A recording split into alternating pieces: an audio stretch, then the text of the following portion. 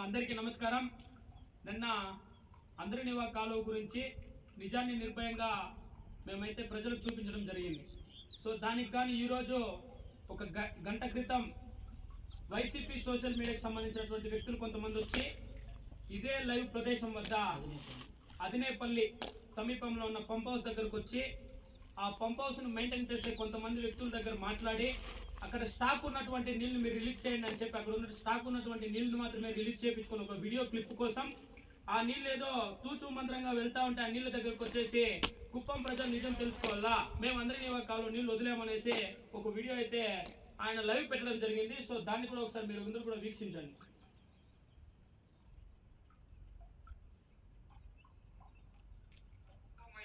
ఆదినేపల్లి pump house అన్నమాట. మన అందరినీవా కాలువలో ఉన్న మూడో పంప్ హౌస్ అన్నమాట ఇది.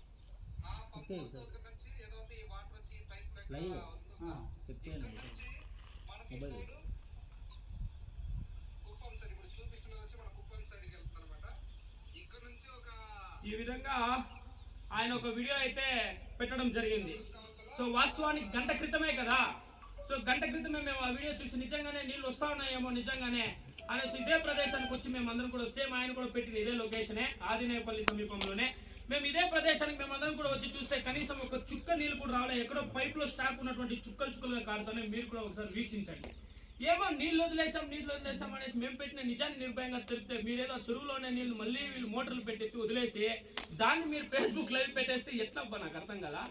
నిజాన్ని నిర్భయంగా ప్రజలకు తెలియజేయండి. లేదు నిజంగానే నీళ్ళు వస్తానంటే మేము ఛాలెంజ్కి సిద్ధం. మేము ఇదే ప్రదేశానికి రేపు రమ్మంటే రేపు 10 గంటలకు మేము అందరం కూడా కలిసి వస్తాం. మీ వైసీపీ సోషల్ మీడియా వాళ్ళందరూ కూడా సిద్ధం అయితే ఖచ్చితంగా ఈ ప్రదేశానికి రండి. సో నీళ్ళు ఎక్కడి దాకా వస్తానో ఎక్కడి నుంచి ప్రారంభమైతే నేరుగా కృష్ణా నది దగ్గరికి కావాలంటే మేము కూడా ప్రారంభమై మేము కూడా మీ వెంటనే వస్తాం. నిజాలు తేలుతాయి కదా. అప్పుడు కుప్పం నీళ్ళు వదిలినారా లేదా, కృష్ణా నది నీళ్ళు వదిలినారా లేదా, ఎన్ని క్యూసెక్లు వాటర్ వస్తా ఉంది, దీన్ని ఎవరు మెయింటెనెన్స్ చేస్తా ఉన్నారు, అసలు ఈ పంప్ హౌస్ దగ్గర ఏం జరుగుతా ఉంది, అసలు ఎన్ని క్యూసెక్లు వాటర్ రిలీజ్ చేస్తా ఉన్నారు, ఎందుకు ఒక గంట వదిలేసి మీరు వీడియో తీసుకునేసి మళ్ళీ ఆ నీళ్లు స్టాప్ అయిపోతానే మీ వీడియో తీసినప్పుడు మాత్రమే ఎందుకు నీళ్లు ప్రవహిస్తాయి, మిగిలిన టైంలో గంట క్రితం ప్రవహించినటువంటి నీళ్లు ఇప్పుడు ఎందుకు ప్రవహించలేదు అనేది మేము సిద్ధం చూడాలి కదా. కుప్పం ప్రజలు కూడా ఎందుకు తప్పుడు వార్తలు ఎవరు క్రియేట్ చేస్తున్నారు.